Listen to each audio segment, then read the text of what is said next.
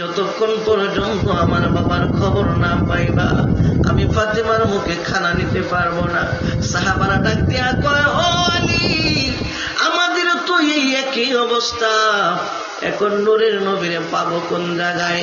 সংক্ষিপ্ত করলাম, একটা গুহার মধ্যে যায় পাহাড়ের পাদদেশে পাইলেন। পাহাড়ের পাদদেশে পাইয়া সর্বপ্রথম দেখা হইল হযরতে আলী রাদিয়াল্লাহু তাআলা আনহু এবং হযরতে ওমর ফারুক রাদিয়াল্লাহু তাআলা আনহু। এবার ডাক দিয়া কয়, নবী গো, আপনি উম্মতের জন্য এখানে পরে পরে কাঁদেন আর আমরা আপনার জন্য পেরেশান। আপনার কাঁদতে হবে না, আমাদের সমস্ত নেকগুলি আপনার উম্মতের নাজাতের জন্য কুরবান করে দিলাম। আমার নবী মাথা ওঠায় না, ডাক দিয়া কয়, আলী, মা ফাতেমা ছাড়া, হাসান হুসেন ছাড়া নবী মনে হয় আর মাথা উঠাইবে না, জলদি করে যাও। যাইল মদিনা, যাওয়ার পরে ডাক দিয়া কয়, ফাতেমা গো, ও ফাতেমা, বাবার সন্তান তো পাওয়া গেছে, বাবার সন্তান পাইছো, তাইলে আপনি আসলো না কেন? কয়, মা, ও ফাতেমা, তুমি ছাড়া, হাসান হোসেন ছাড়া মনে হয় বাবা মাথা উঠাইবে না। হযরত ফাতেমা রাদিয়াল্লাহু তাআলা দৌড়ায় ঘরের বাইরে গেলেন, যা ডাক দিয়া কই, ও হাসান, ও হুসাইন, আয় আয় আয়, তোদের নানার খবর পাওয়া গেছে। হযরত ইমাম হাসান এবং হুসাইন রাদিয়াল্লাহু তাআলা আনহুমা রাদিয়াল্লাহু তাআলা ইনারা দুই ভাই দৌড়ায় আসলো। ও মা, আমার নানাদের সন্ধান কোথায় পাইলেন? কয়, আসো যাই। পাহাড়ের পাদদেশের মধ্যে যাইয়া চোখের পানি চিরে চিরে কান্দে আর ডাক দিয়া কয়, আব্বা গো,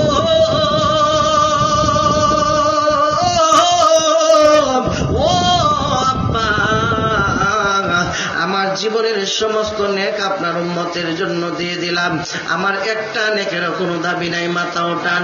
মাথা ওঠায় না। এমন সময় আল্লাহর কাছে দরখাস্ত করে, আল্লাহ গো, ও আল্লাহ, আমার বাবারে তুমি আর কত খাদাইবাম? আমার বাবার জীবনে আমি দেখি নাই পেট বইরা কোনোদিন খানা খাইছে, আমার বাবার জীবনে আমি দেখি নাই। আমার বাবা জীবনে কোনোদিন ছোট্ট পয়সা ঘুমাইছে, আমার বাবারে আমি জীবনে কোনোদিন দেখি নাই। আমার বাবা হারামের বিছানায় একটা দিন শুইছে। এই বাবারে আল্লাহ তুমি আর কত খাদাইবা? তোমার কি দয়া নাই, মায়া নাই? একটা আওয়াজ বন্ধ রাখবেন না, চিৎকার মেরে বলি আল্লাহু আকবার। মা ফাতেমা এই কথা বলার পরে আল্লাহর দরবারে ডাক দিয়া কয়, আল্লাহ গো, ও আল্লাহ, ঠিক আছে, তোমার বুঝি দয়ার সীমানা নাই, তাইলে আজকে দয়া দেখাইও। ও মাবুদ, আমার কলিজার টুকরা হাসাইন এবং হুসাইনকে আমার বাবার নাজাতের জন্য কুরবানি করে দিলাম। উম্মতের নাজাতের জন্য আমার দুই সন্তান কুরবান করলাম।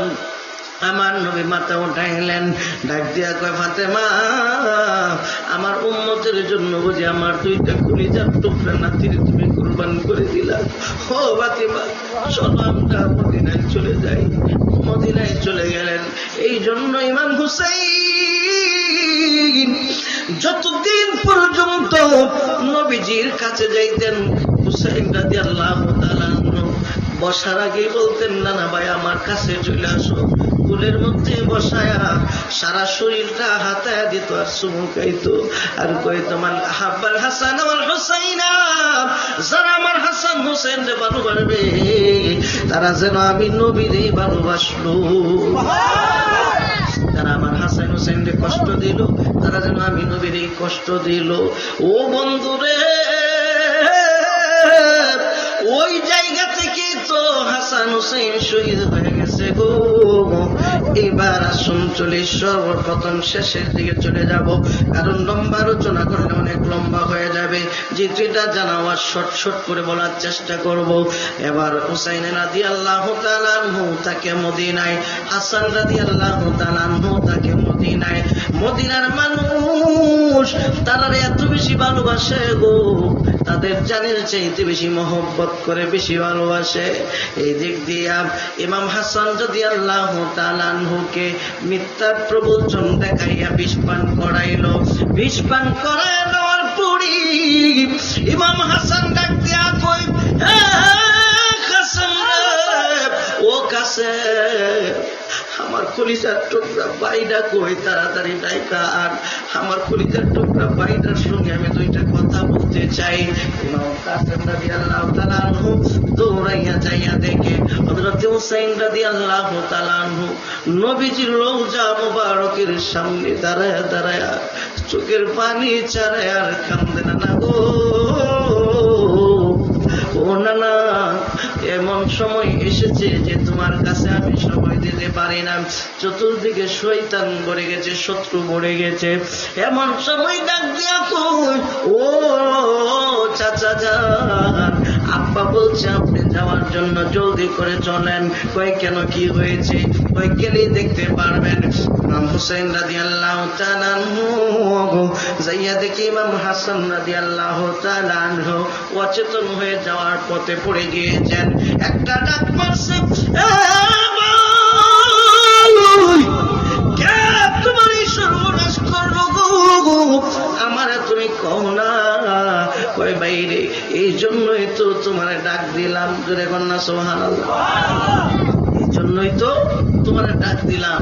ডাক দিয়া কয়, ভাই শুনো, তোমার একটা কথা কই, আমার যে কে বিষ পান করাইছে এটা তুমি জানবা, জানার পরেও প্রতিশোধ নিতে পারবা না। সুবহানাল্লাহ। 2 নাম্বার হলো, আমার যেভাবে শহীদ করছে, আমি মদিনায় আছি, যত বিপদেই পড়ুক না কেন, নানা জানে রোজা সাইরা কোথাও যায় না। জোরে জোরে কন্যা সুবহানাল্লাহ। এগুলো দূরত করি আল্লাহুম্মা একটু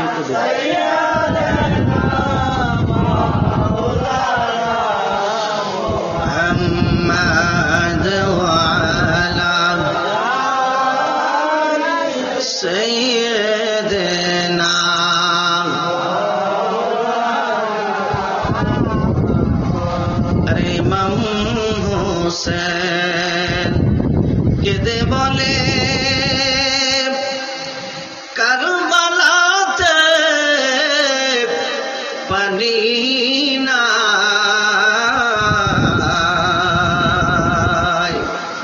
আরে নবীর আওলাদ শহীদ হলো,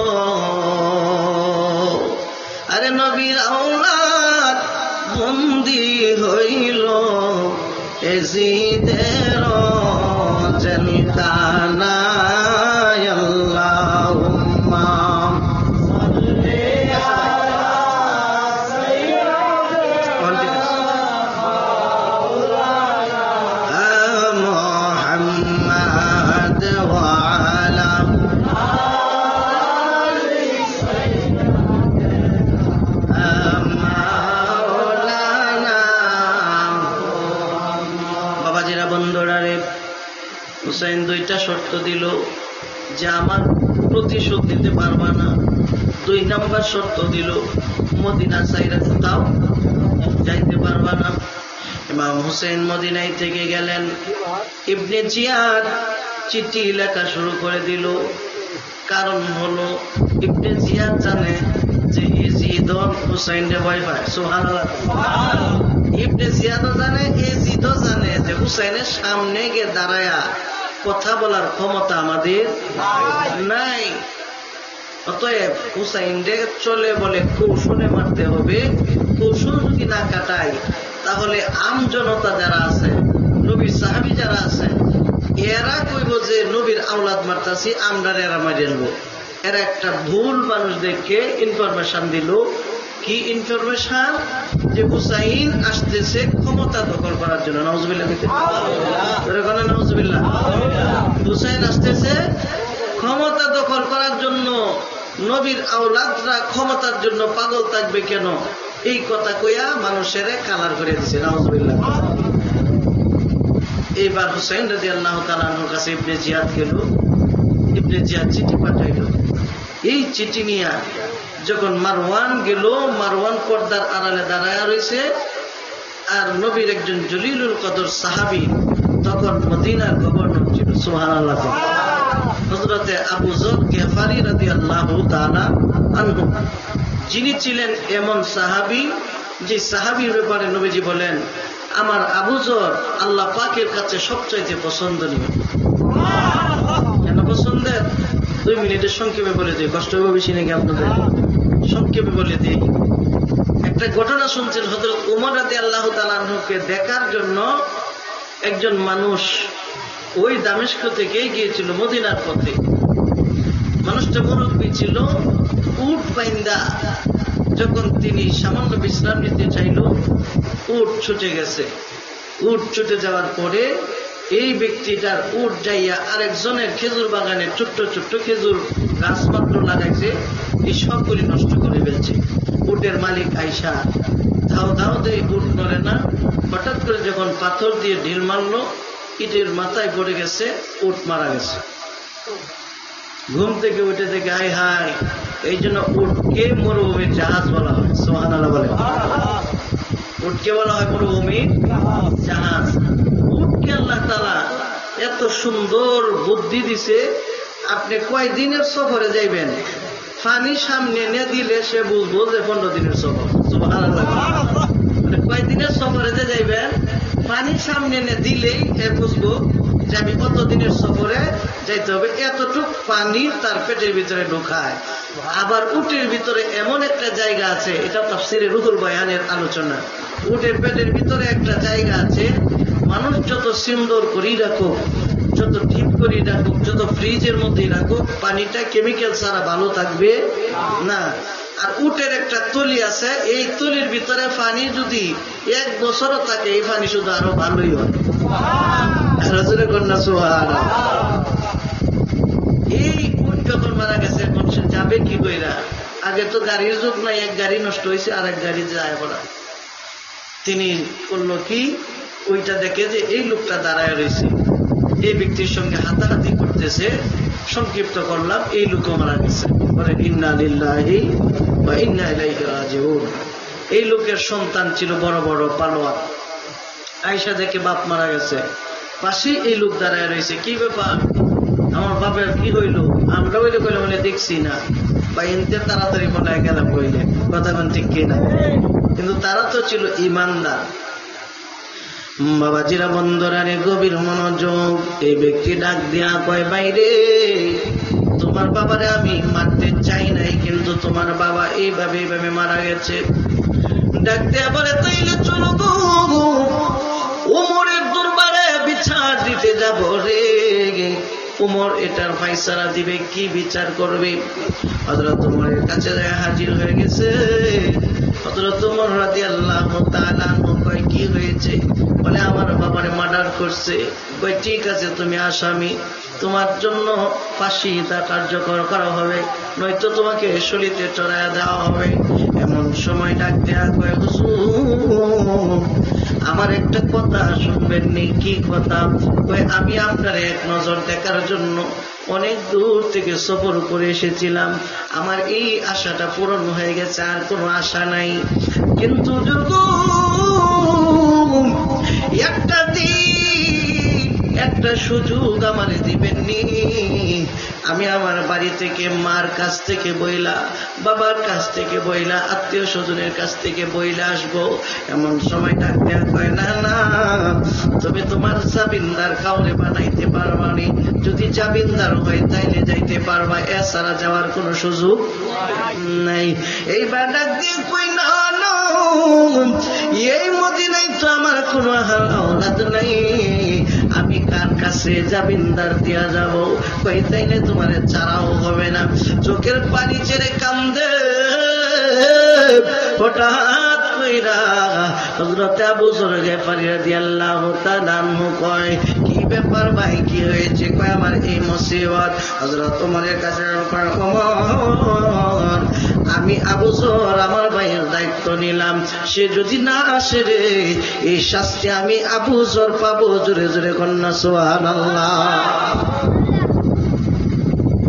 এই ব্যক্তি চলে গেল, সরসরি দিচ্ছে শুধু আমার কাছ থেকে বিদায় নিল। বিদায় নিয়ে আসতে আসতে তার একটু লেট হয়ে গেছে। বৃহস্পতিবার চলে গেল, শুক্রবার দিন জমার পরে এই ব্যক্তিকে বিচার কার্যকর করা হবে, কিন্তু এই ব্যক্তি তো আসে না। সাহাবীরা চোখের পানি পালায় পালায় কান্দে, হাইরে একটা অপরাধীর জন্য নিরপরাধ একটা মানুষকে এখন ফাঁসিতে চড়াবে। শুধু সে ফাঁসিতে চড়াবে, নিরপরাধ মানুষ নয়, সে তো নবীজির জলিল কদর সাহাবী আবু যর। আবু যর গ্যাপারিরে ডাক দিয়া কয়, আবু যর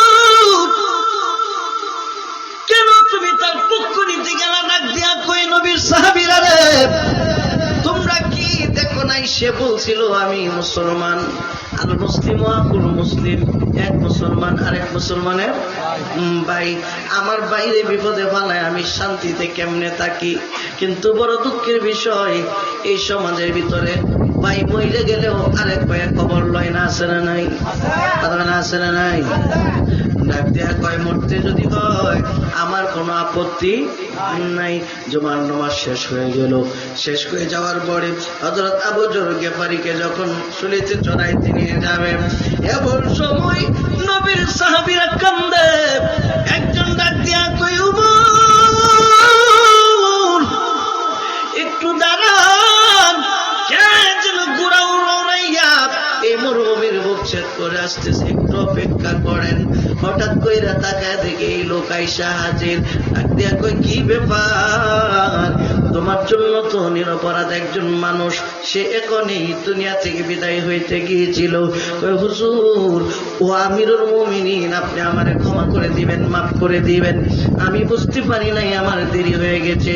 তবে দেরি কেন হয়েছে একটু জানবেন নি? কই কেন? কই, একজন অমুসলিমের কাছে আমি কিছু ধার দেনা করেছিলাম, এই টাকাগুলি দেওয়ার জন্য আমার দেরি হয়ে গেছে। আর না হয় হাসরের ময়দানে আল্লাহ যদি আমারে জিজ্ঞেস করতো, এই অমুসলিমের টাকা মাইরা তুমি কবরে কেন গিয়েছিলাম, আল্লাহর দরবারে কি জবাব দিতাম? এই জন্য মুক্তির জন্য তার কাছে গিয়েছিলাম। জোরে জোরে কোন আল্লাহু আকবার। এটা বলা হয় হকুল এবার বান্দার হক। এইবার ডাক দিয়া কই, আবু যর নেমে যাও, নেমে যাও।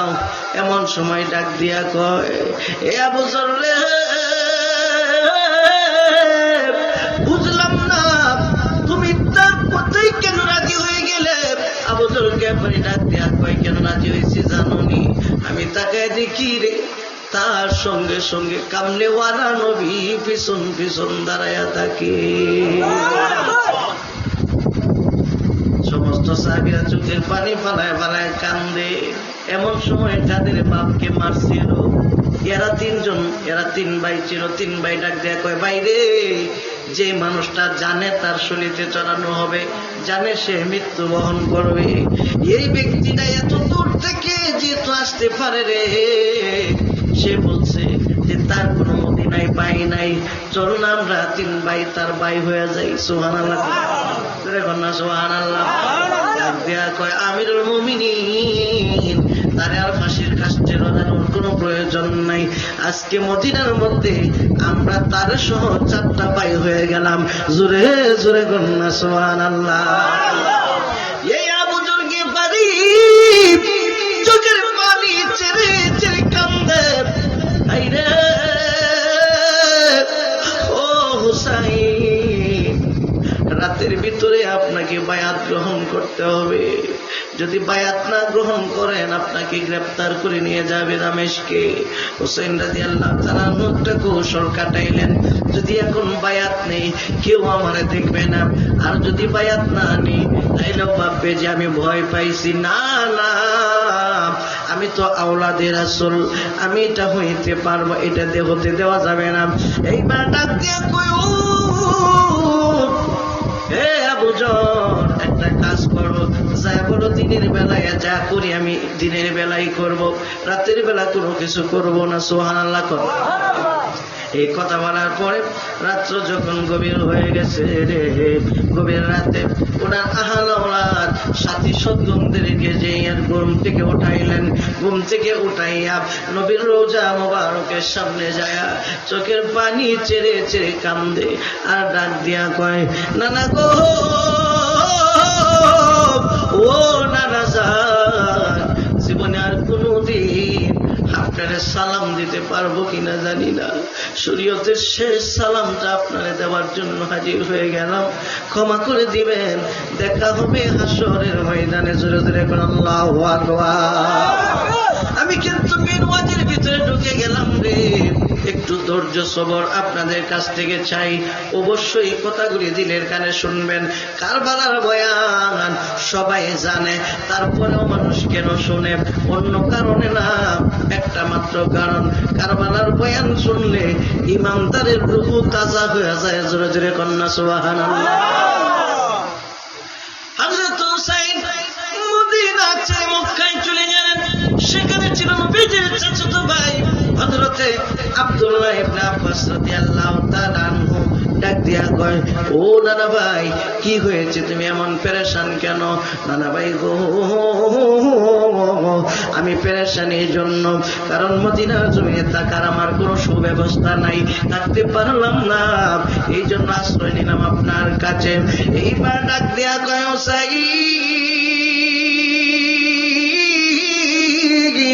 ও হুসাইন, শোনো, মক্কার জমিনে তুমি থাকো, একটা আছর দেওয়ার ক্ষমতা কারণ এই। জোরে জোরে কন্যা সুবহানাল্লাহ।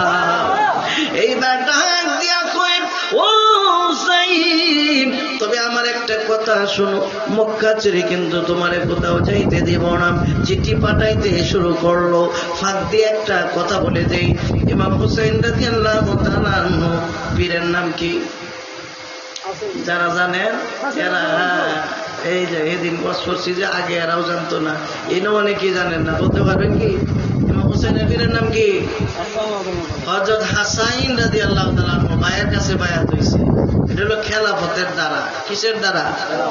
খেলাফতের দ্বারা। খেলাফতের দ্বারা কেমনে? আবু বকর রাদিয়াল্লাহু তাআলা আনহু প্রথম খলিফা, দ্বিতীয় খলিফা ওমর। কিন্তু ওমর আর আবু বকর তো ভাই ভাই, ভাই ভাই থাকার পরেও তার ভাইয়ের কাছে খেলাফতের দাবিদারের কারণে বায়াত গ্রহণ করেছে। এইভাবে সিলসিলা আস্তে আস্তে, এটাকে বলা হয় তাজিমি বায়াত। আমরা কিন্তু কোনো পীরের কাছে মুরিদ না। হ্যাঁ বলবেন, হুজুর এই যে কি আলাপটা করলেন, আমরা কিন্তু কোনো পীরের কাছে কেউই নাই। যারা যারা মুরিদ হয়েছেন কেউই কিন্তু কোনো পীরের কাছে মুরিদ না। আমরা মুরিদ হইলাম স্বয়ং নবীজির কাছে। আরো জোরে কন্যা সুবহানাল্লাহ। কারণ যাইতে যাইতে যাইতে যাইতে একেবারে নবীজির হাতেই বায়াত হয়েছি আমরা সবাই। সুবহানাল্লাহ। খুশি না বেজা? ডাক দিয়ে বলে, এই চিঠি আসতেছে যে আর তুমি আমারে দেখাও, চিঠির নমুনা তো ভালো না।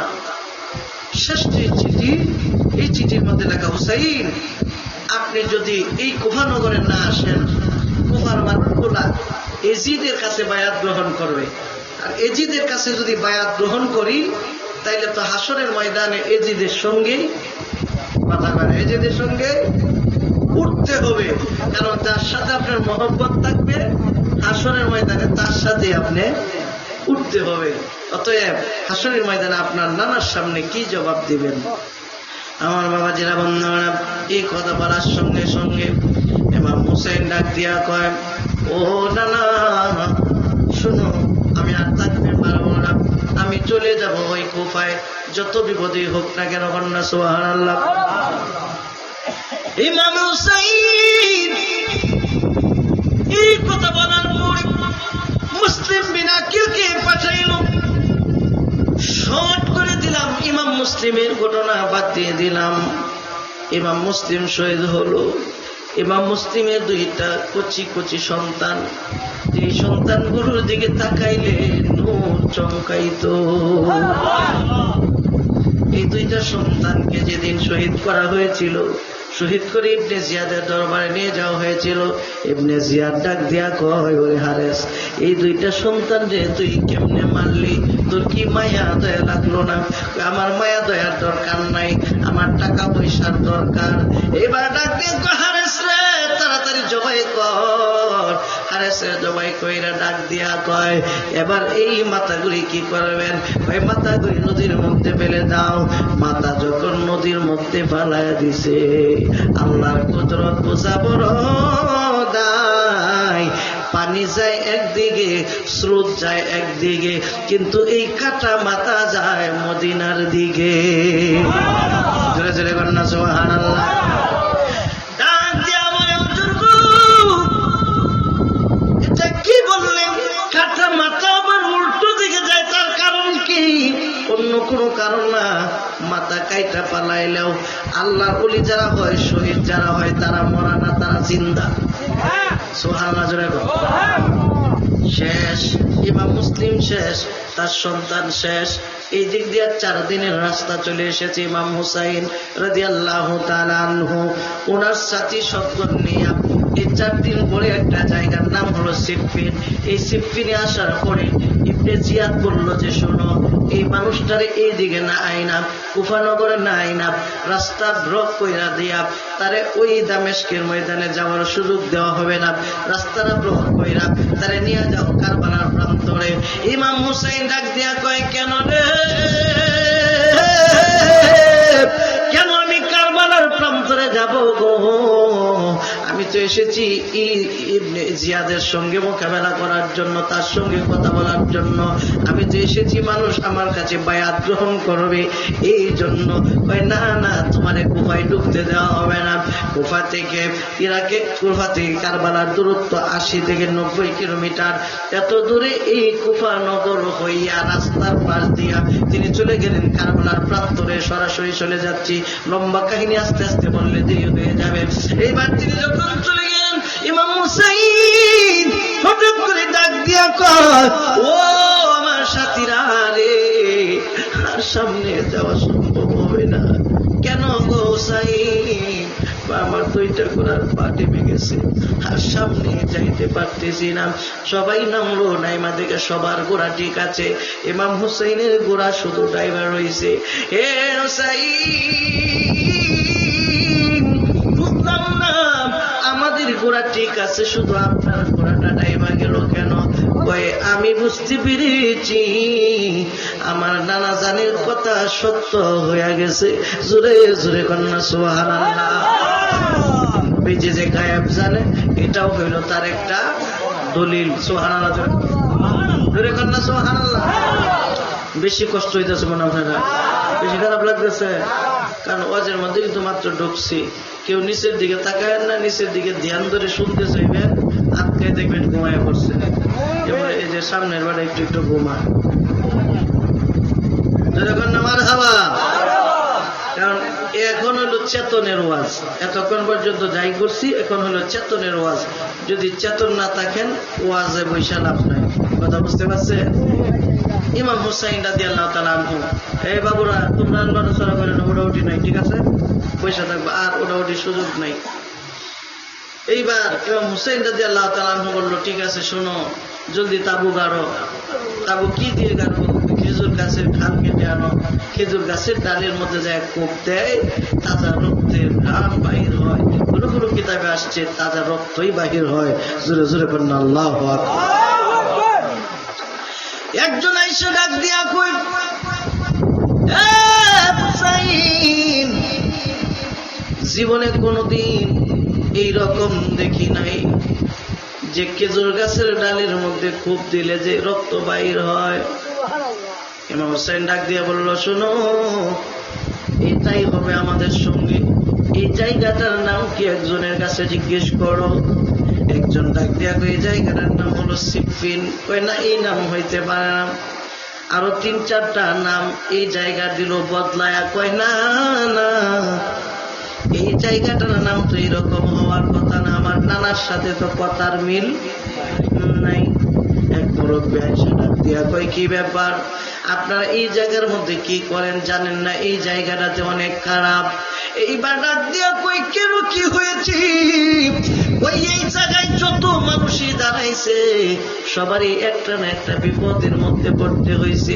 ও মুরব্বী, এই জায়গাটার নামটা কি একটু আমারে বলবেন নি? কই এই জায়গাটার আসল একটা নাম হলো জঙ্গে কারওয়ালা। আমার সাথে আর যাওয়া সম্ভব না, তোমরা চলে যাইলে যাইতে পারো, আমি যাইতে পারবো না।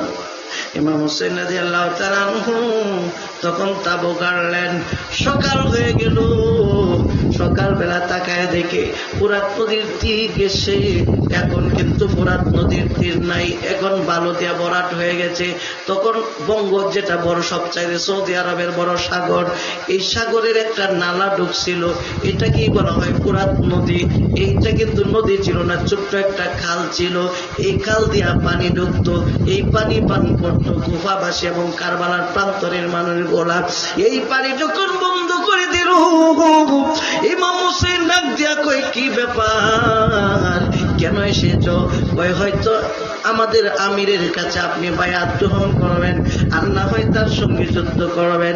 হোসেন তো বুঝা ফেলাইছে রে, আমারে তো কায়দা কইরা তারা এখানে এনেছে। এই জন্য আল্লামা ইকবাল চমৎকার করে লিখে গিয়েছেন, মুঝে কফাওয়ালো মুসাফির না সমঝে मैं आया नहीं है, बुलाया गया है। मैं आया नहीं है, बुलाया गया है। खुदा तो न जाने के मेजबानी बहत्तर पियों से कैसे बंदे पानी। একটা জবান বন্ধ রাখবেন না, চিৎকার মেরে বলি আল্লাহু আকবার। হুসাইন ডাকিয়া কই সবার জন্য পানি আছে রে, শুধু ৭২ জনের জন্য কেন পানি নাই? আমি তো কাদার জন্য আসি নাই, আমি তো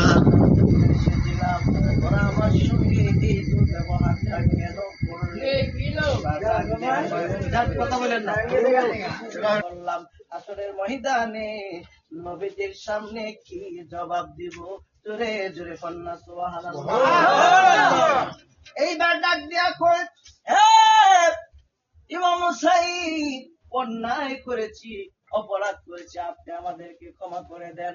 এদের মধ্যে কিছু মানুষ ছিল যারা ইমাম হুসাইনের হাতে বায়াত গ্রহণ করলো। ইমাম হুসাইনের কাছে বায়াত করিয়া ডাক দিয়া কো, ইমাম আপনি দেরি করবেন না, আপনি একটা কাজ করেন, দেন দেন দেন, আপনার পক্ষ হয়ে আমরা যুদ্ধ করার সুযোগ দিয়া দেন। জোরে জোরে কন্যা মারহাবা। ইমাম হোসেন বলল ঠিক আছে, যুদ্ধ করো, কোনো সমস্যা নেই। যুদ্ধ শুরু হয়ে গেল। এই হইল প্রথম যুদ্ধ শুরু হয়। হাজার হাজার কাফের বেঈমানদের মোকাবেলায় ইমাম হোসেন রাদিয়াল্লাহু তাআলা আনহুর পক্ষে সৈন্য অনেক শহীদ হয়ে গেল। নাই নাই, একেবারে শেষ বলতে গেলে সবাই শেষ। আমি একবারে শেষের দিক দিয়ে চলে আসলাম, কারণ লাস্টের দিক দিয়ে একটু ফিনিশিং না দিলে বোঝানো যাবে না।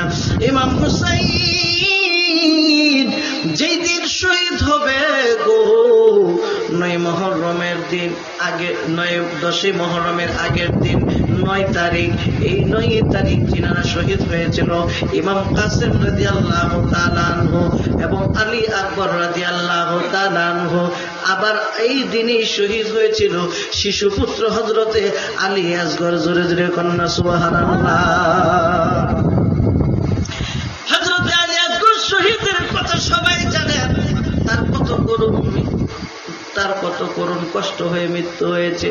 কারণ সে তো দুধের শিশু, কলিজার মধ্যে তীর লেগে গেছে, চোখের পানি চাই না। দিয়া কয়, আব্বা গো, দুনিয়ার পানি আমার আপনি কেন পান করাইতে আসলেন? আমি দুনিয়ার পানি পান করতে চাই না, আমি তো এখন হাউজে কাউসারের পানি পান কইরা ফেলাইছি। আলিয়া ডাক দেয়া কই সাহারা বানু রে, হে সাহারা বানু, এই নে তোর সন্তান রে পানি পান করে আনছি, তবে সাধারণ পানি খাওয়াই নাই, আমি জান্নাতের রহমতে বরকতে পানি পান করাইছি। একটা চিৎকার মারছে, স্বামী গো, আমার এই কলিজার টুকরা সন্তানটার এই অবস্থা কেমন করে হইল, রক্ত মাখা শরীর। ডাক দেয়া কয় বিবি অধৈর্য হইও না, আমরা আওলাদে রাসূল, আমরা যদি সবর না করি তাইলে আমাদের কাছ থেকে মানুষ শিখবে কি? এমন সময় আলী আকবর ডাক দিয়া কয় বাবা গো, ও বাবা বিদায় দেন, আমি কারবালার ময়দানে যাব। ডাক দিয়া কয় আকবর তুমি যে কারবালার ময়দানে যাইবা, তোমার কণ্ঠটা আমার নানা জানের কণ্ঠর মতো লাগে, তুমি যদি কথা কও আমার নানা জানের মতো শোনা যায়, তুমি যদি না থাকো আমি কারে ভরসা কইরা থাকবো? কয় বাবা আমি যদি না যাই তাইলে এই পানির জন্য সবাই এমনি মারা যাবে, যদি শহীদ হয়ে যায় আমার কোনো দাবি নাই, যে পানির জন্য আমার ছোট ভাই আলী আসগর মরলো, এই পানি না নিয়ে আসবো না। পুরা নদীর একেবারে তীরের মধ্যে চলে গেলেন, মস্কটা যাইয়া পড়াইলেন। দূর থেকে একটা বিমান যখন একটা তীর মারলো, পানির মস্কের মধ্যে লাগা পানিটা পইরা গেছে, আবার যুদ্ধ শুরু হয়ে গেল। হঠাৎ কইরা হযরত আলী আকবরের গলাটা শুকায় গেছে। গলা শুকায় যাওয়ার পরে কয় দাঁড়া, আমি তোদেরকে শাস্তি করার জন্য আসতেছি। একটা তরোয়াল নিয়া ঘোড়াটার সামনে দাঁড় করাইয়া যাইয়া দেখি ইমাম হুসাইন তাবুর সামনে দাঁড়ায় রয়েছে। যাক আব্বা গো, ও আব্বা, আজকে যদি একটা গ্লাস পানি পান করাইতে পারো আমি ওয়াদা দিলাম কাফের বেঈমান মুশরিকের দল একটারেও বাঁচতে দিব না। জোরে জোরে করুন আল্লাহু আকবার। হুসাইন ডাক দিয়া কয়, হে আলী আকবর, তুমি পানি পান করার জন্য যা আসছো, তুমি গেছিলা কের জন্য এটা আগে বলো। এবার ডাক দিয়া কয়, হাই রে, আমি যে পানির জন্য গেছিলাম এইটাই তো আমি বইলা গেছি আব্বা, বিদায় দাও, দেখা হবে হাসরের ময়দানে। ইমাম হুসাইন কয় বাবা একটু দাঁড়া, আমার ভাই হাসান এবং আমি হুসাইন যখন বেশি পিপাসা লাগা যাইতো, পেটের মধ্যে যখন বেশি ক্ষুধা লাগা যাইতো, আমার মায়ের কাছে কইতাম মা খাবার আসেনি। আমার মা কইতো ও কলিজার টুকরা সন্তানেরা, ঘরের ভিতরে তো খাবার নাই। তখন আমরা দুইটা ভাই রাহমাতাল লিল আলামিন নানার কাছে ছুটে যাইতাম, নানার কাছে যাই কইতাম নানা পেটের মধ্যে বড় খিদা, আমার নানা জান যদি কোনো খাবার না দিতে পারত জিহ্বা বাহির করে দিত। এই জিহ্বা গুলি যখন আমরা চাটতাম সঙ্গে সঙ্গে আমাদের পেটের ক্ষুধা নিবারণ হয়ে যাইত। এইবার ডাক দিয়া কয়, রে আলী আকবর, হায় হায় হায়, তোর জিহ্বাটা আমার মুখের ভিতরে একটু ঢুকায়া দে, একটু শান্তি পাওয়া যায়নি। দেখ হযরত আলী আকবর রাদিয়াল্লাহু তাআলা জিহ্বাটা যখন হুসাইনের মুখের মধ্যে ঢুকায়া দিছে, হাইরে একটা চিৎকার মারছে, বাবা ও বাবা গো, আপনার জিহ্বাটা দিয়ে আরো শুকনা শুকনা লাগে, আপনি কেমন করে এত কিছু সহ্য করেন? বিদায় দেন, দেখা হবে আসরের ময়দানে। যুদ্ধের ময়দানে চলে গেল। হযরত আলী আকবর শহীদ হয়ে গেল। জয়নাল আবিদিন এবং আবুল কাসেম রাদিয়াল্লাহু তাআলা আনহু, তিনারা দুইজন আছেন। জয়নাল আবিদিন অসুস্থতার কারণে উঠতে পারে না।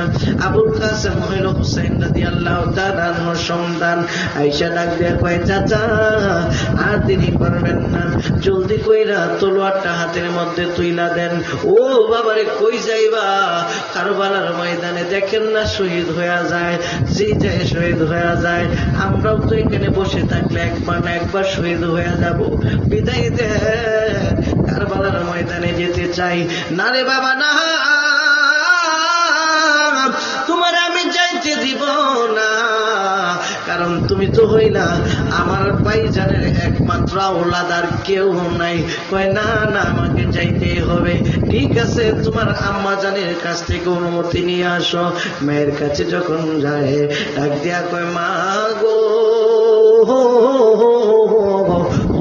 মা, আমার চাচা জান বলছে তোমার কাছ থেকে অনুমতি নিলেই তিনি যাইতে দিবে। তোমার গলার মধ্যে যে একটা তাবিজ তোমার বাবা আমার কাছে বলে গিয়েছে, বিপদের মধ্যে পড়লে এই তাবিজটা যেন কইলা দেখি কি লেখা আছে। তাবিজটা যখন খুলছে, ডাক দিয়া কয় বাবা, এই তাবিজ তোমার চাচার হাতের মধ্যে নিয়ে দাও। যখন ইমাম হুসাইন রাদিয়াল্লাহু তাআলা আনহু হাতে নিল, ইমাম হুসাইন লেখে দেখা, এ ভাই হাসান হুসাইন, আমার এই কলিজার টুকরা সন্তানটারে তোমার কাছে সঁপে দিলাম, আল্লাহর জন্য কুরবান করে দিলাম। জোরে কোন আল্লাহু আকবার। ডাক দিয়া কই এখন তো আর বাধা নাই, এখন বিদায় দেন।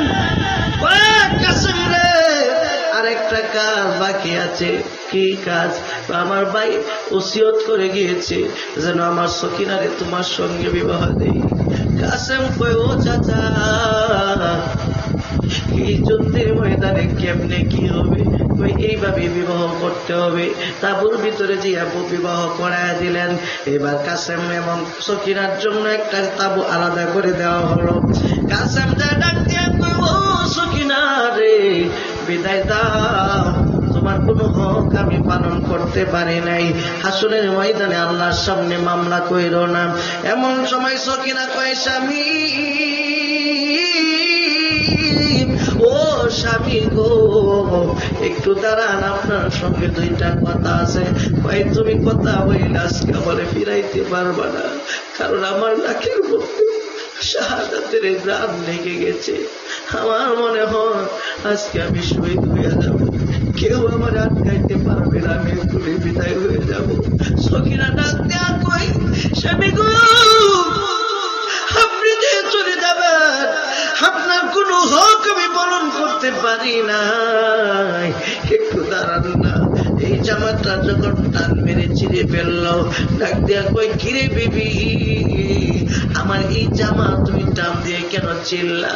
কই হাসরের ময়দানে হাজার হাজার লক্ষ লক্ষ কোটি কোটি মানুষ থাকবে রে, কোটি কোটি মানুষের মধ্যে আপনাকে আমি কেমন করে চিনব? আপনার এই জামা চিরা দেখ আমি চিনতে চাই।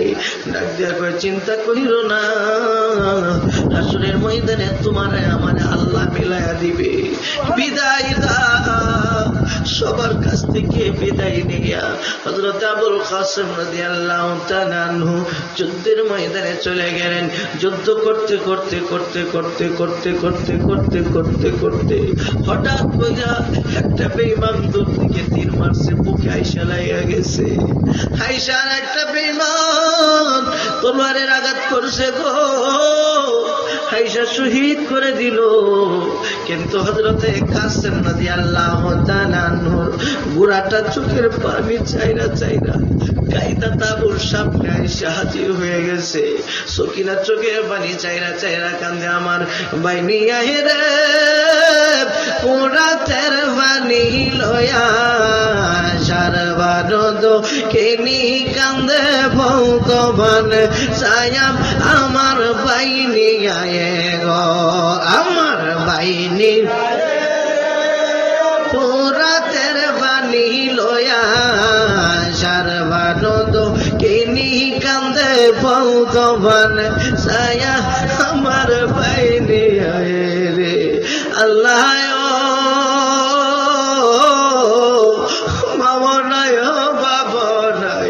ছিল সুরার ভাই, ভাই যে আমার পানি আনতে ফোরাত নদী যায়। আরে মামনায় বাবনায় ছিল সুরার ভাই, ওরে ভাই যে আমার পানি আনতে ফোরাত নদী যায়। আরে বেলা গেল সন্ধ্যা হইল আইল না ফিরিয়া, আরে বেলা গেল সন্ধ্যা হইল আইল না ফিরিয়া। আরে দুঃখিনীর জাদু বাসাই, দুঃখিনীর জাদু বাসাই, বলো কি ওয়াই আমার বাইনি আয়ে রে, আমার বাইনি রাতের বাণী লয়া সারবান দক্ষিণী কান্দে বন্ধ মানে ছায়া আমার বাইনি আয়ে রে। আমার বাবাজিরা বন্ধুরা, গুড়াটা এসে চোখের পানি চাইরা চাইরা কান্দে। ইমাম হুসাইন কইরে আমার ভাইয়ের আওলাদ আজকে বুঝি কারবালার ময়দানে শেষ, এখন আমি কার কাছে কেমনে যাব? ইমাম হুসাইন রাদিয়াল্লাহু তাআলা আনহু এইবার তিনি একটু দুর্বল হয়ে পড়লেন, কারণ তার প্রেমের মধ্য থেকে আর কেউ নাই। তিনি তাঁবুর বাহিরে যাইয়া একটা ঘোষণা দেয়া কয়, কেউ কি নাই রে? আমার নানা যদি না হইতো এই ফুরাতের পানি আল্লাহ বানাইতো না। এমন সময় ওয়াহাব কালবি নামক একটা ব্যক্তি দৌড়াইয়া যাইয়া সেই দিন তার বিবাহ ছিল, বিবাহ কইরা যুদ্ধের ময়দানে চলে গিয়েছিল।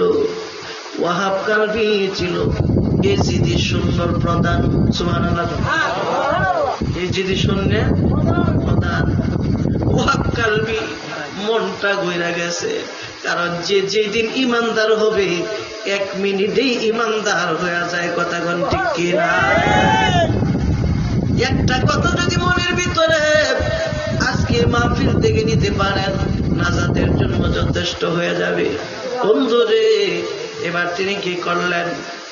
ডাক দিয়া কয়েকজনও কি নাই, ওয়াহাব কালবি দৌড়ায় যায় বাড়িতে, যায় চোখের পানি চাইরা কান্দে। মা ডাক দিয়া কো, ওয়াহাব রে কি ব্যাপার, তোর চোখের মধ্যে এত পানি কেন? মা আমি যে কান্দি, তুমি যে হুসাইনের জন্য পাগল হয়ে থাকতা, এই হুসাইন কারবালার ময়দানে শহীদ হয়ে যায়। ওয়াহাব কালবি একটা চিল্লান মারছে, কি সারা জীবন যার জন্য পাগল ছিলাম একটা বার দেখার জন্য। কারণ ইমাম হুসাইন রাদিয়াল্লাহু তাআলা আনহু কোমর থেকে মাথা পর্যন্ত আমার নূরের নবীর মতো দেখা যাইতো। তারা দেখতে চাইছিলাম, অনেক বার পারি নাই, আজকে এখানে আসছে, আবার শহীদ হয়ে যাবে, এটা কি কস? তাড়াতাড়ি চল। যে দেখে ইমাম হোসেন তাবু থেকে বের হবে, ডাক দিয়া কো, আসসালামু আলাইকা ইয়া হুসাইন, আমার সালাম গ্রহণ করুন। ইমাম হোসেন ডাক দিয়া কয়, কে গো তোমরা? ওয়াহাব কালবির মা কয়, আমি অন্য কেহ নয়, আমি হইলাম আপনার একজন আশিক পাগল। ডাক দিয়া কই, এখানে কেন আসলাম? অন্য কোনো কারণে আসি নাই, আপনার বিরহ বেদনা সহ্য না করতে পাইরা। আমি জানি কারবালায় যে যায় সে বিপদের মধ্যে পড়ে, কিন্তু জ্বালা জোড়ায় না, জ্বালা জোড়ায় না রে, জ্বালা জোড়ায় না, জ্বালা জোড়ায়। আরে ভিতরে লাই গাছে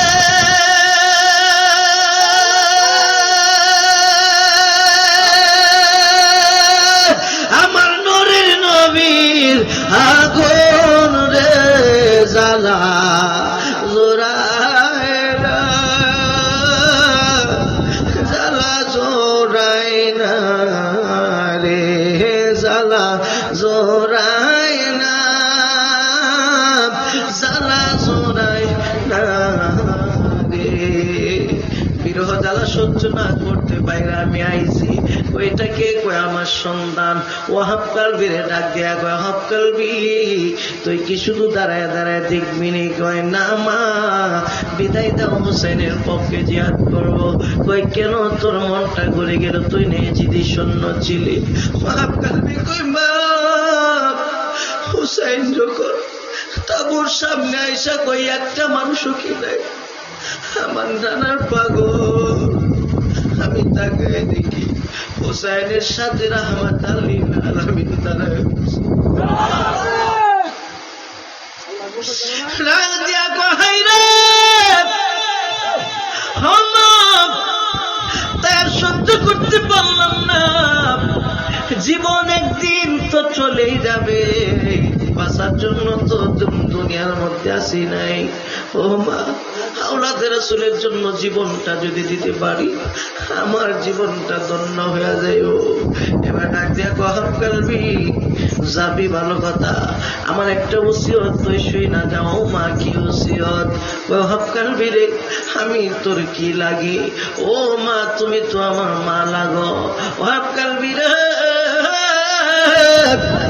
যুদ্ধের ময়দানে যখন যুদ্ধ করার জন্য তুই যাবি, তোর হাত কাইতে বালাইব, তোর মাথা কাইতে বালাইব, কিন্তু যদি একবার পিছনের দিকে তাকাস আমি মা তোর দুধের দাবি ছাড়বো। ওয়াহাব কালবি কয় মা অনুমতি দাও, আমি বিদায় হয়ে গেলাম। হুসাইন রাদিয়াল্লাহু তাআলা আনহুর কাছ থেকে বিদায় হয়ে যাবে। বিবি ডাক দেয়া কয় স্বামী আমি কোথায় থাকবো, কেমনে থাকবো? আপনি তো কিছুই বলে গেলেন না, আপনার সঙ্গে আমি ভালো করে কথাই বলতে পারলাম না। এখন যুদ্ধের ময়দানে চলে যাবেন, আপনি কি জানেন না কারবালায় যে যায় সে তো শহীদ হয়ে যায়। ডাক দেয়া কয় বিবি চিন্তা কইরো না, ইমাম হোসেনের কাছে তোমাদেরকে রেখে গেলাম, দেখা হবে হাসরের ময়দানে। বিবি ডাক দিয়া গোসাই এই কথা আমি মানতে পারলাম না, আমার দুইটা শর্ত আছে, এই শর্ত যদি মানেন তাইলে আমার স্বামীরে দিব, আর না হয় স্বামীরে যাইতে দিব না। ডাক দিয়া কয় কি শর্ত? এক নাম্বার শর্ত হইল আমার স্বামী যদি শহীদ হইয়া যায় আপনি ওয়াদা করেন আপনার তাবুর মধ্যে আমার জায়গা দিবেননি। ইমাম হুসাইন চোখের পানি ছেড়ে কান্দেন, ডাক দিয়ে কই কি বিপদ? কোন আওয়াজ পাই না কেন? বুঝা ফেলাইছে মনে হয় ইমাম হুসাইনও বাঁচবে না। ও হুসাইন তাহলে আপনি কন্যা যদি আপনিও শহীদ হইয়া যান আপনি যে জান্নাতের ভিতরে থাকবেন এই জান্নাতের ভিতরে আমাদেরকে জায়গা দিবেননি। ইমাম হুসাইন রাদিয়াল্লাহু তাআলা আনহু তিনি মুস্কি হেসে দিলেন। মুস্কি হেসে দেওয়ার পরে বুঝা ফেলাইছে যে তিনিও শহীদ হয়ে যাবে। হযরতে ওয়াহাব কালবি যুদ্ধের ময়দানে যাইয়া শত শত বেঈমানদেরকে একাই কাফের বেঈমানদেরকে জাহান্নামে পাঠায় দিল। হঠাৎ করে দেখলো যে ওয়াহাব কালবি এইভাবে পারা সম্ভব না, কারণ তার তো গায়ের জন্য, তার তো এখন হইল বেলায়েতের যুগ। সুবহানাল্লাহ কন্যা। এতক্ষণ যদি শূন্য যখন ছিল তার ছিল গায়ের যুগ, এখন তো তার ভিতরে ঢুকে গেছে রাসূল প্রেমের ডোর। কারণ রাসূলের প্রেমিক যারা দুনিয়াতে মরে না তারা রে, তারার ভয় নাই, তারার চিন্তা নাই, তারা দুনিয়াতে যেমন জিন্দা কবরেও থাকবে জিন্দা, হাসরেও উঠবে জিন্দা, জান্নাতের ভিতরে থাকবে জিন্দা। জোরে জোরে কন্যা সুবহানাল্লাহ। কারণ নবীর পাগলেরা দিশে হারা মরণের ভয় করে না, প্রেম তো মরে না। কষ্ট বেশি হইতেছে নি? তাহলে কোন নবীর পাগলেরা দিশে হারা মরণের ভয় করে না, প্রেম তো মরে না। প্রেম কইরাছে ইব্রাহিম নবী, নমরুদের আগুনে পেলি রে, ওরে আগুন হইল কলবাগিচা, ইব্রাহিম তো জ্বলে না, প্রেম তো মরে না। ডাক দিয়া কয় এখন আমি কি করব? কেনাও করে ফেললো চতুর্দিক দিয়া, পিছনের ফিরবে। তখন স্মরণ হয়ে গেছে, হাইরে আমার মা না দুধের দাবি দিছে, আমি এখন পিছনের দিকে কেন ফিরবো? এমন সময় সামনে যায়, পিছন দিক দিয়ে একটা বর্ষা দিয়ে আঘাত করছে, আইসা বুক বরাবর বর্ষাটা যখন রুইকা পড়ছে রে, শরীর থেকে রক্ত বাহির হইতে শুরু হয়ে গেছে, নিস্তব্ধ হয়ে গেছে, নিচে পড়ে গেছে। একটা বেঈমান ডাক দেয়া কয় রাত তার মার সাতটা পূরণ কইরা দেই।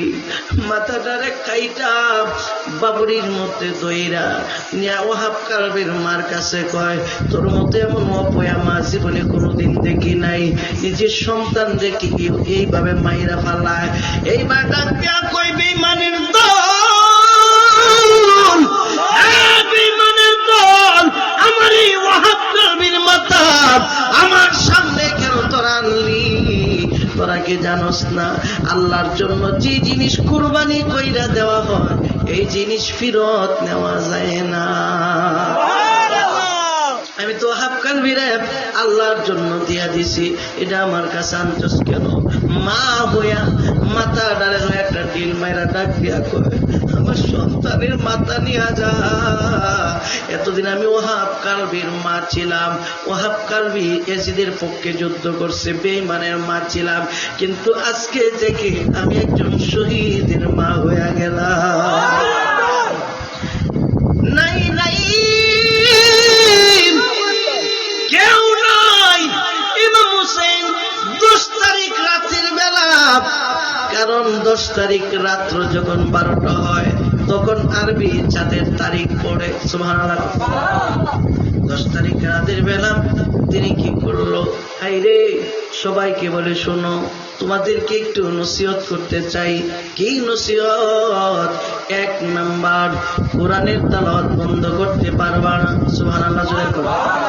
কোরআনের তেলাওয়াত বন্ধ করা যাবে না, কিন্তু আফসোসের বিষয়, বড় দুঃখের বিষয়, আমরা বালুতাই কেউ কোরআন পড়তে মনে চায় না, শরীর সুস্থ কোরআন পড়তে মনে চায় না, বালু চলি সবকিছু ঠিকঠাক আছে, কিন্তু কোরআনটার দিকে গেলে মনটা গইরা যায়। ও বাবাজিরা, বন্ধুরা রে, হাতে পায়ে ধরে বলে যায়, এই কোরআন এমন একটা আজমত, এই কোরআন এমন একটা দলিল, যে কোরআন আপনি পড়বেন কবরের ভিতরে যাওয়ার পরে এই কোরআন আপনার চতুর্দিক দিয়ে বেষ্টনী কইরা রাখবো। সেদিন ফেরেশতারা তারে বলবে, কে তুমি? তুমি এই মানুষটারে কেন বেষ্টন করে রেখেছ? তোমার কারণে তো সওয়াল জব করতে পারি না। কোরআন বলবে, না না, এই মানুষটা আমার বন্ধু লাগে, দিব না তার কাছে যাইতে। আল্লাহ বলবে, ফেরেশতা এইভাবেই তারে প্রশ্ন করো। তখন তারে প্রশ্ন করবে, এই প্রশ্নের জবাব কোরআন দিয়া দিবে। একটু জোরে কর নামে সুবহানাল্লাহ। এই জন্য কোরআন পড়তে রাজি আছি না নাই? নিজে না পারলে সন্তান যখন পড়বে তখন বইরা বইরা বৈশা বসে শুনবেন, সব পাওয়া যাবে। আল্লাহ বুঝদান করুন, আমিন। 2 নাম্বার, ডাক দিয়ে বললো, খবরদার, যত মুসিবতের মধ্যেই পড়ো তোমরা তাবুর বাহির যাইতে পারবা না, যত মুসিবতের মধ্যে পড়ো তোমরা পর্দার খেলাপ করতে পারবা না। ডাক দিয়ে আবার আরেকটা কথা বলি, শুনো, আজকের রাতের বেলা বিশেষ কোন আমলের দরকার নাই, তোমরা ঘুমায়া যাও। আমি ইমাম হুসাইন ঘুমায় গেলাম, তিনিও শুয়ে পড়লো, তারপর চতুর্দিক দিয়া সবাই শুয়ে পড়লো। রাত্র যখন গভীর, ইমাম হুসাইন তিনি তাবুর কাছ থেকে একটু বাহিরে আসলেন, মদিনার নবী রওজা মুবারকের দিকে তাকায়া তাকায় কাঁদতে আর বেটা রাখো, তোমার উম্মতের আমি হুসাইন রে চিনতে পারলো না। আমি হুসাইন তো আজকে মনে হয় চিরবিদায় হয়ে যাব। এমন সময় ওনার বিবি সাহারাবান কয়, আমার স্বামী গেল কোথায়? বের হয়ে আসলেন। আইসা দেখি ইমাম হুসাইন দাঁড়ায় দাঁড়ায় কান্দে। ও স্বামী গো, আপনি যদি ভাঙ্গা পড়েন আমরা কোথায় যাব? তুমি কেন তাঁবুর বাহিরে আসলা? ওই স্বামী, আমি একটা স্বপ্ন বলার জন্য আপনার কাছে আসলাম। কি স্বপ্ন রে বিবি? আমি যখন ঘুমের ঘরে গেলাম, আমি তাকে দেখি এই দিকে লাশ পড়ে আছে, ওই দিকে লাশ পড়ে আছে, চতুর্দিকে রক্ত আর রক্ত। কিন্তু একটা জায়গা বড় শুকনা, এই শুকনা জায়গাটার মধ্যে একটা মহিলা এসে মাথার চুল দিয়া ঝাড়ু দেয়। আমি জিজ্ঞেস করলাম, কে গো, কে এই কারবালার ময়দানে আপনি ঝাড়ু দেন? আমার ডাক দিয়া কয়, হে আমার কলিজার টুকরা সন্তানের বিবি, আমারে বুঝি তুই চিনতে পারলি না? আমি হইলাম জগৎ দুঃখিনী ফাতেমা। ডাক দিয়া বলে, কেন হাতে কারবালার ময়দানে ঝাড়ু দেন? ডাক দিয়া কয়, আমি কেন যে ঝাড়ু দিই একটু শোন।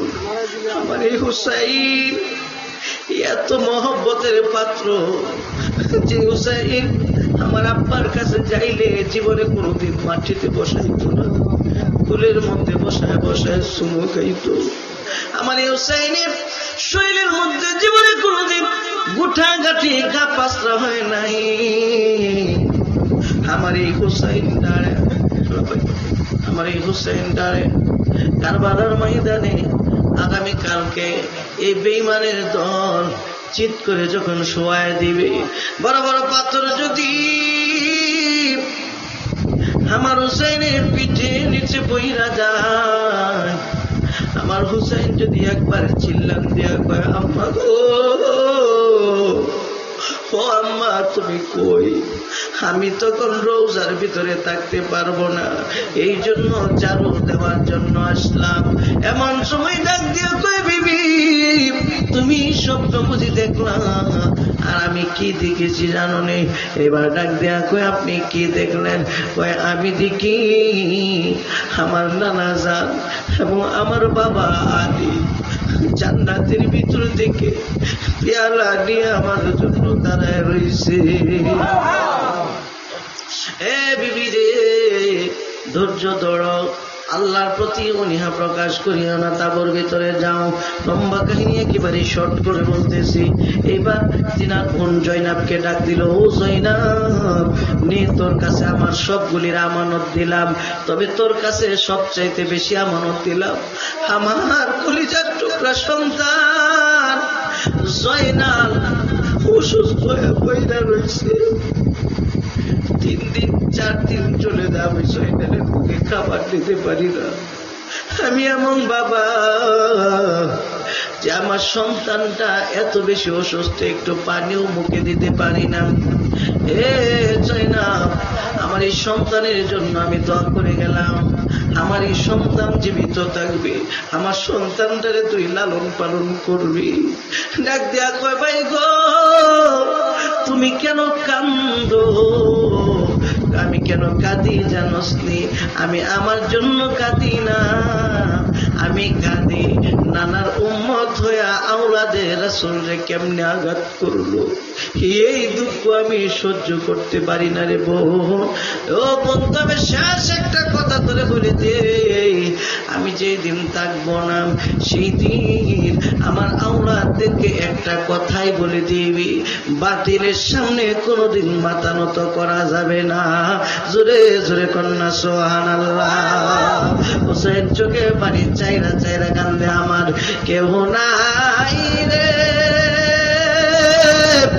এই ভব সংসারে,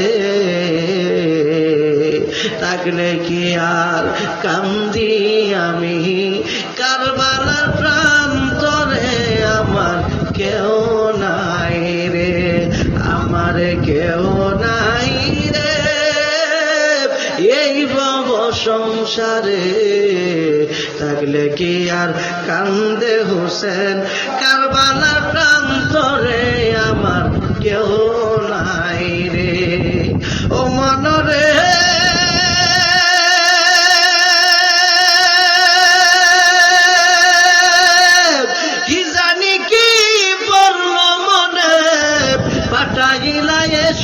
সংসারে পাঠাইলি কারবালার প্রান্তরে ও মনরে কি জানি কি পড়ল মনে পাঠাইলা এ সংসারে পাঠাইলাম কারবালার প্রান্তরে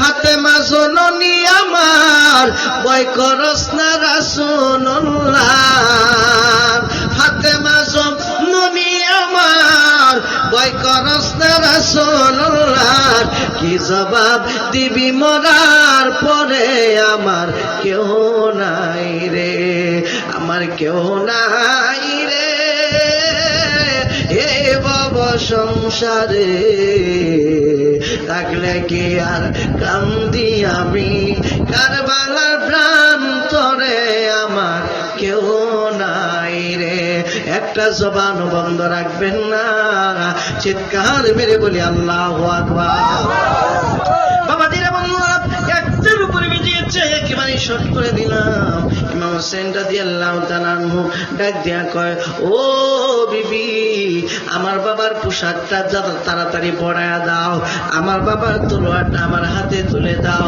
তুলে দেওয়া হলো সবার কাছ থেকে বিদায় নিয়ে ইমাম হুসাইন যায় যে দিক দিয়া যায় এদিক দিয়া কাফের বেঈমানের দল চতুর্দিক দিয়া সরে যায় একজন আরেকজনকে ডাক দিয়া কয় তাড়াতাড়ি তীর চালার সময় চইলা যায় কিন্তু তাদের মধ্যেও তো নবীজির ভয় আছে রে একজন আরেকজনকে কয় কেমনে মারতাম এই সন্তানটা নবীর কাছে যখন যাইতো আমরা তাকায় দেখতাম রাহমাতাল লিল আলামিন তারে বুকে ধরায়া ধরতো আমার দিন যদি হুসেনের শরীরে লাগে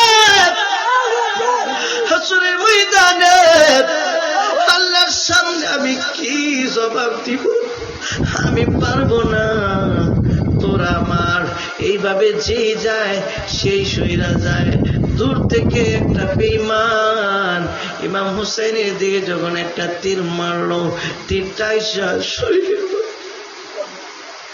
পিছন দিক দিয়া লাগা শরীরের মধ্যে যখন বাইরে গেছে ইমাম হুসাইন কয় হাই রে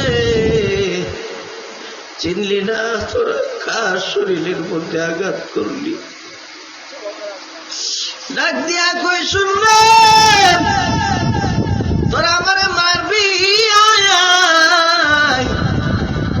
আমার কোনো দাবি নেই তবে একটা কথা শুনে রাখ আমি ইমাম হোসেন যদি শহীদ হয়ে যায় এই কারবালার ময়দান থেকে আবার ইসলাম জিন্দা হয়ে উঠবে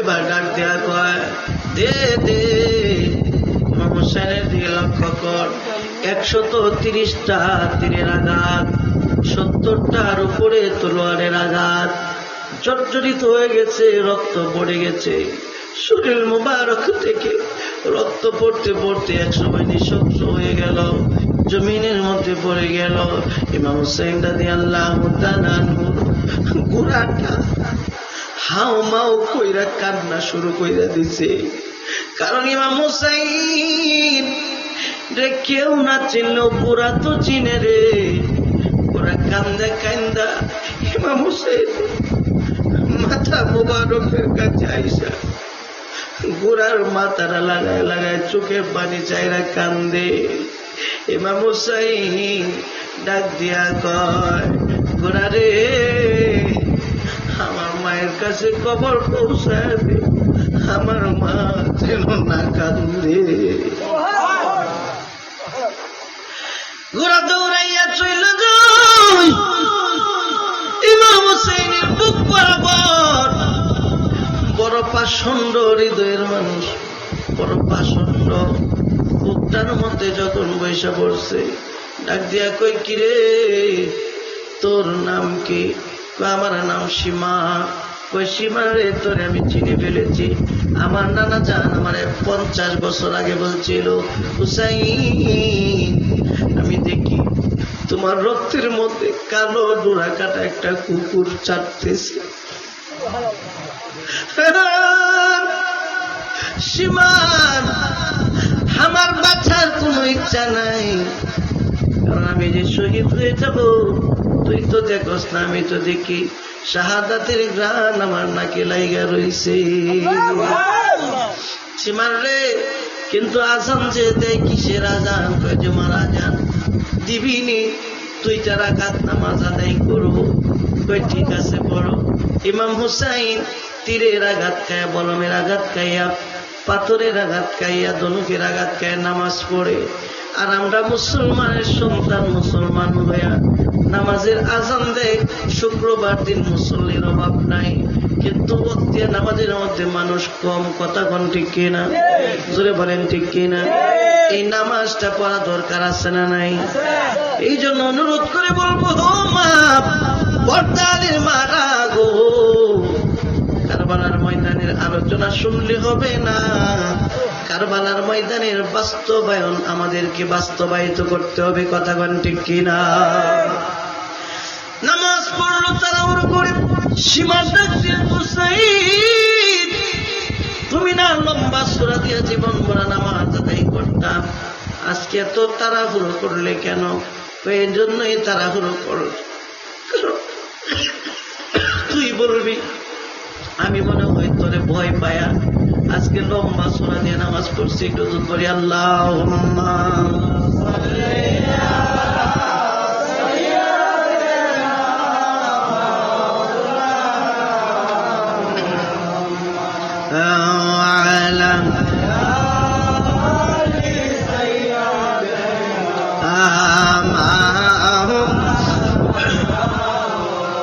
বাজরে বন্ধুরা, এবার ডাক দিয়া কয়, এই জন্য তাড়াহুড়ো করে নামাজ পড়লাম। ইমাম হুসাইন যখন শহীদ হয়ে গেল, সকলেই জানেন। শহীদের পরে দুই একটা কথা বলবো না, বেশি কষ্ট হয়ে যাচ্ছে আপনাদের, বেশি কষ্ট। বাবা জেরা বন্ধুরা, ইমাম হুসাইন রাদিয়াল্লাহু তাআলা আনহু শহীদ হয়ে গেলেন। শহীদ হয়ে যাওয়ার পরে তাঁবুর মধ্যে আগুন ধরে দেওয়া হলো। আগুন পায়া তাদেরকে আক্রমণ করা হলো। নবীর বংশের আওলাদ তাদেরকে গ্রেপ্তার করা হলো। গ্রেপ্তারের মধ্যে পুরুষদের মধ্যে ছিলেন জয়নাল আবেদিন, আর তারা সবাই ছিল মহিলা। এই মহিলাদের মধ্যে এই যে ওয়াহাব কালবি, তার মা এবং বিবিও ছিল। তাদেরকে নিয়ে যাচ্ছে ইমাম হুসাইন রাদিয়াল্লাহু তাআলা আনহু মাথাটা একটা বর্ষার মধ্যে লাগাইয়া সামনের দিকে নিয়ে যায়, আর মিছিল করে আমরা বিজয় হয়েছি। হঠাৎ করে মাথা মোবারক পড়ে যায়, আবার দেয়, আবার পড়ে যায়। বলে এত মজবুত করে মাথাটা গাড়ি কেন পড়ে যায়? একজন ডাক দিয়া কয়, তুমি তো জানবে না, এই মহিলাদের মধ্যে একজন নাম আছে জয়নাল আবেদিন, তার কাছে জিগাও হাকিকত পাওয়া যায় কিনা। ও জয়নাল, মাথা পড়ে যাওয়ার কারণ জাননি?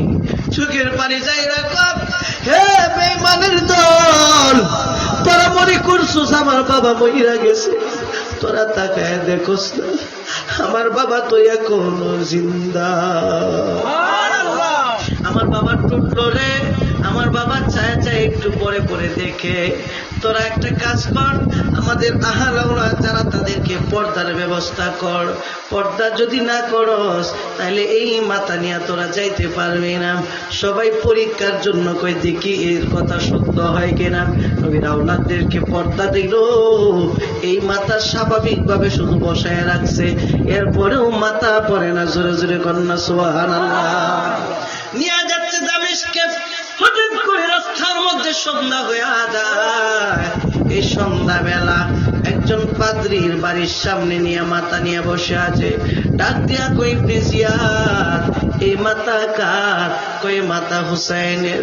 পাদ্রী কয়, হাই রে, যার জন্য সারা জীবন কাঁদলাম, এই মাথা তোরা কাইটা কেমনে নিয়ে আইলি? কিন্তু মনের ভাবনা প্রকাশ করতে পারে না।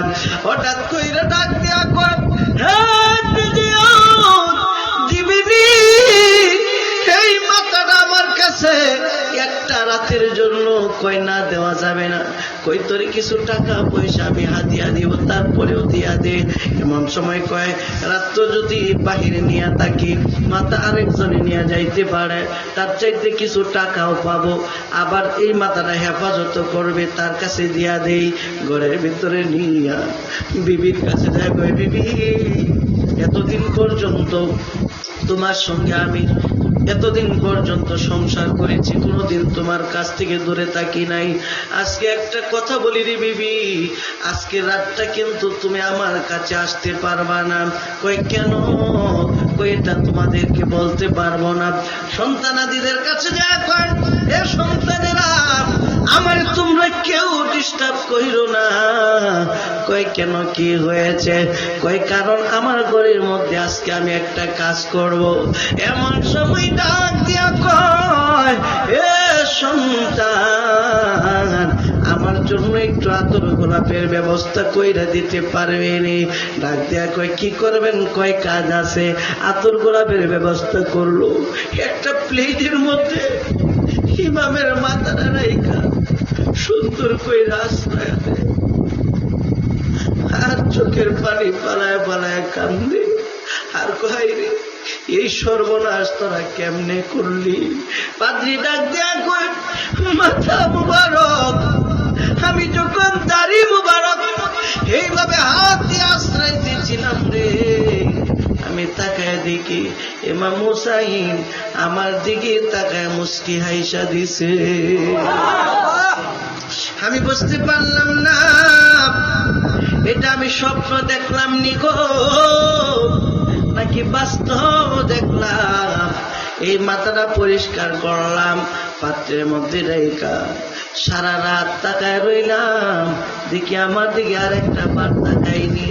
কিন্তু না না তাকায় না, হঠাৎ কইরা তাকায় দেখি এই কাটা মাথার উপর থেকে কালিমার আওয়াজ আসতেছে। আমি পেরেশান হয়ে গেলাম, হাইরে কোনো মানুষ নেই, কে কালিমার আওয়াজ দেয়?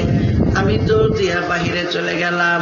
বাহিরে যাইয়া দেখি রে আমার ঘরের উপরে নূরে নূর হইয়া আসমান পর্যন্ত টেকলাইগা গেছে। আমি বুঝা বালাইছি হুসাইন তো মরে নাই গো। হুসেনের মাথাটা সামনে নিয়া আমি কালিমা কইরা মুসলমান হইতে যখন শুরু করলাম, হঠাৎ কইরা তাকায় দেখি কে যেন ডাক দিয়া কয়, হুসাইন আর দেরি করিস না, তোমার জন্য আমরা সবাই অপেক্ষা করতেছি। অদৃশ্য আওয়াজ শুইনা আমি থমকে গেলাম। সকালবেলা দেখি আমার দরজার মধ্যে যদি শূন্য রাইসা ডাকে, পাদ্রী রে দরজা খোল, দরজা খোল। আমি তো পেরেশান হয়ে গেলাম, হাই রে এই সময় সারা দিক দিয়া চইলা গেল। আমি নিজেও তো বুঝলাম না কেমনে সময় চইলা গেল, আমি নিজেও তো বুঝলাম না। পাদ্রীর দরজা করলো, কয় মাথা দে, কয় মাথা দিতে পারবো না। কয় কেন?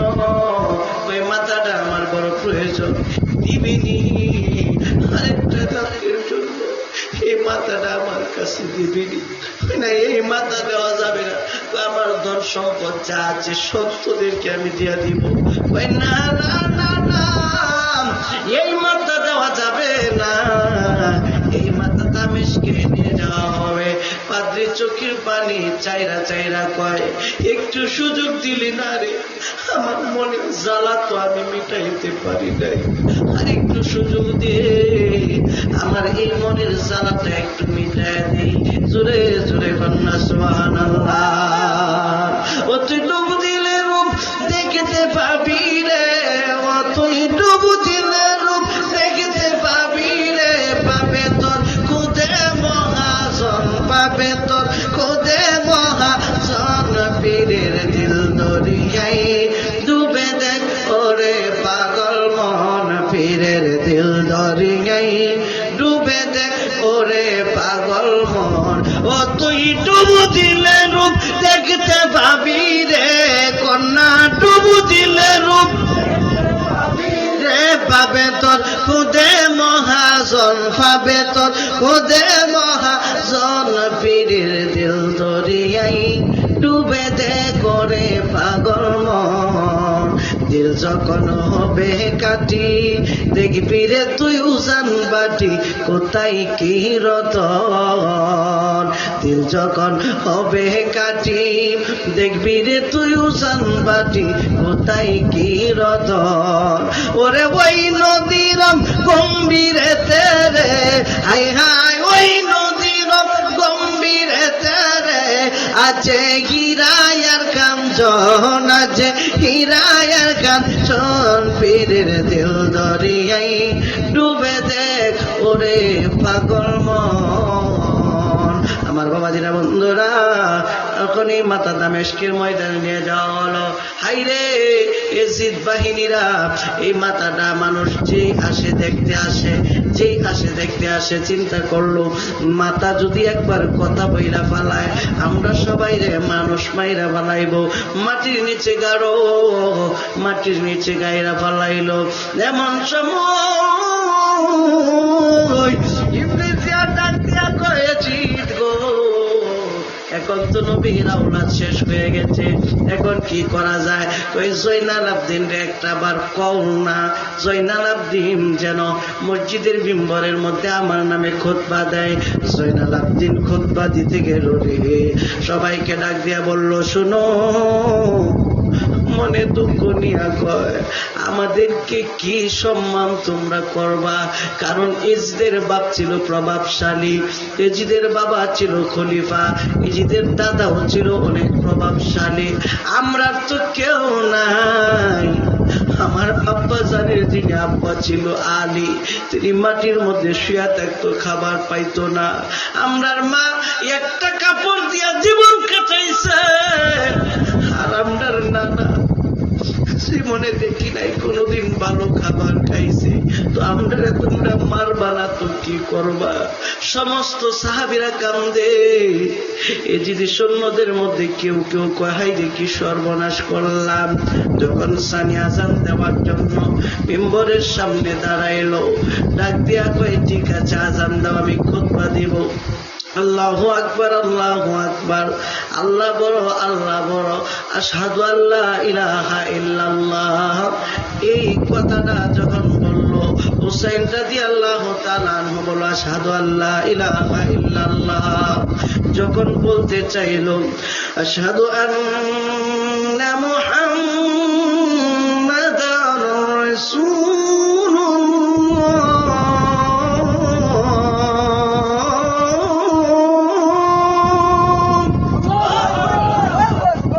হুসাইন রাদিয়াল্লাহু তাআলা আনহুর পক্ষে তখন ডাক দিয়ে বলল না না